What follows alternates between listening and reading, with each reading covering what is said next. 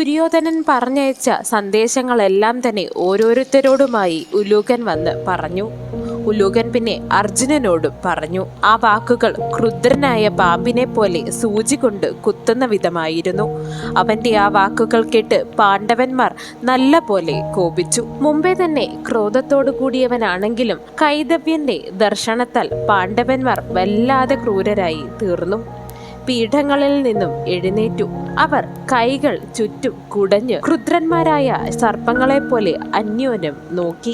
തല താഴ്ത്തി ഭീമസേനൻ കൃഷ്ണന് നേരെ പാമ്പിനെ പോലെ അതിലോഹിതമായ കണ്ണുകളോടെ നോക്കി. ക്രോധത്തോടുകൂടി ആ വായുപുത്രൻ ഏറ്റവും ദുഃഖിതനായി നിൽക്കുന്നത് കണ്ട് കൃഷ്ണൻ പുഞ്ചിരിച്ചുകൊണ്ട് ഉല്ലൂകനോട് പറഞ്ഞു, ശകുനിപുത്ര, നീ വേഗത്തിൽ ഇവിടെ നിന്ന് പോകുക. ആ സുയോധനനോട് പറയൂ, നീ നിന്റെ അഭിപ്രായം പോലെ തന്നെ എല്ലാം നടക്കുമെന്ന് പറഞ്ഞു. അത് അങ്ങനെ തന്നെ നടക്കട്ടെ. പ്രകാരം പറഞ്ഞ് മഹാബാഹുവായ കൃഷ്ണൻ മഹാപ്രാജ്ഞനായ ധർമ്മപുത്രനെ നോക്കി. അദ്ദേഹത്തിന്റെ അരികിലിരിക്കുന്ന സൃഞ്ജയന്മാരെയും മാധവന്റെ മക്കളോടുകൂടിയ വിരാടന്റെ പുത്രന്മാരെയും പാർഷദന്മാരെയും മറ്റു രാജാക്കന്മാരുടെയും മധ്യത്തിൽ വെച്ച് ഉലൂകൻ അർജുനനോട് ആ വാക്യം വീണ്ടും പറഞ്ഞു. ക്രൂരനായ പാമ്പിനെ പോലെ വാക്യസൂചിയാൽ കുത്തുന്ന നിലയിൽ കൃഷ്ണാധ്യന്മാരായ എല്ലാവരോടും പറഞ്ഞയച്ച മാതിരി തന്നെ അവൻ പറഞ്ഞു. ഉല്ലൂകന്റെ ക്രൂരമായ വാക്കുകൾ കേട്ട് പാർത്ഥന്മാരെല്ലാവരും ക്ഷോഭിക്കുകയും നെറ്റിത്തടം തുടയ്ക്കുകയും ചെയ്തു. പാണ്ഡവന്മാരെല്ലാവരും വല്ലാതെ ഇളകിക്കഴിഞ്ഞു. മഹാന്മാരായ കൃഷ്ണാർജുനന്മാരെ നിന്ദിച്ചത് കേട്ടുകൊണ്ട് ആ നരവ്യാഘ്രന്മാർ കോപക്കടലിൽ ആണ്ടു.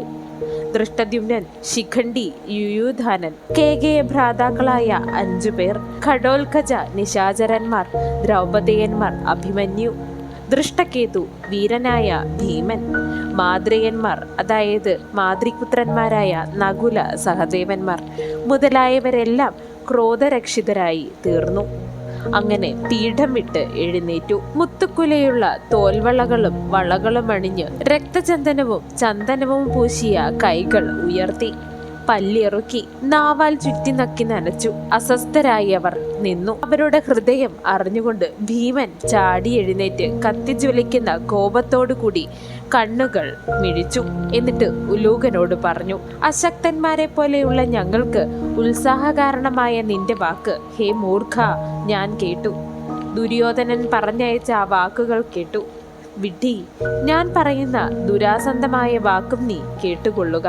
ആ ദുര്യോധനനോട് പറയണം, കർണനും ദുഷ്ടനായ നിന്റെ അച്ഛനും കേൾക്കുമാറ് പറയുക. ജ്യേഷ്ഠഭ്രാതാവിന്റെ ഇഷ്ടം ചിന്തിച്ചുകൊണ്ട് നിത്യവും ഞാൻ നിന്റെ തെറ്റ് പുറത്തുകൊണ്ടാണ് പോന്നിരുന്നത്. സമാധാനം ചിന്തിച്ചുകൊണ്ട് മുകുന്ദനെ കുരുമധ്യത്തിലേക്ക് വിട്ടു. കുലത്തിന്റെ ഹിതം ചിന്തിച്ചാണ് ധീമാനായ ധർമ്മപുത്രൻ അങ്ങനെ ചെയ്തത്. കാലോചിതനായ നീയാണെങ്കിൽ കാലപുരിയിലേക്ക് യാത്ര ചെയ്യുവാനായി നിൽക്കുകയാകുന്നു. നീ പോരിന് വന്ന് ഞങ്ങളോട് ഏൽക്കുക. അത് നാളെ തന്നെ നടക്കട്ടെ.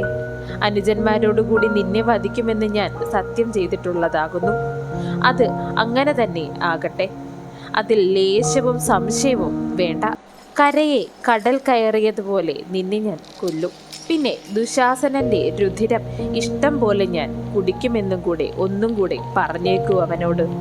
അതിൽ ചൊടിച്ചെന്നെ എതിർക്കുവാൻ ക്ഷത്രിയന്മാരാരാണ് ഉള്ളതെന്ന് ഞാനൊന്ന് കാണട്ടെ. ഭീഷ്മന്റെ മുൻപിൽ വെച്ച് തന്നെ ഞാൻ അവനെ കൊന്നുകളയും. ഞാൻ ക്ഷത്രിയ സദസ്സിൽ വെച്ച് പറഞ്ഞ വാക്കുകളാണ് ഇത്. അതേവർക്കും ഓർമ്മയുള്ളതും ആകുന്നു. ഭീമൻ പറഞ്ഞതിന് പിന്നാലെയായി ഓരോ പാണ്ഡവന്മാരുമായി ശകുനിപുത്രൻ ഉലൂകനോട് ക്രുദ്രമായ വാക്കുകൾ അതായത് പ്രതിസന്ദേശം പറഞ്ഞയച്ചു. അങ്ങനെ ഇവയെല്ലാം കേട്ടുകൊണ്ട് ദുഷ്ടനായ ആ ശകുനിപുത്രൻ തിരികെ ഹസ്തിനാപുരിയിലേക്ക് പുറപ്പെട്ടു.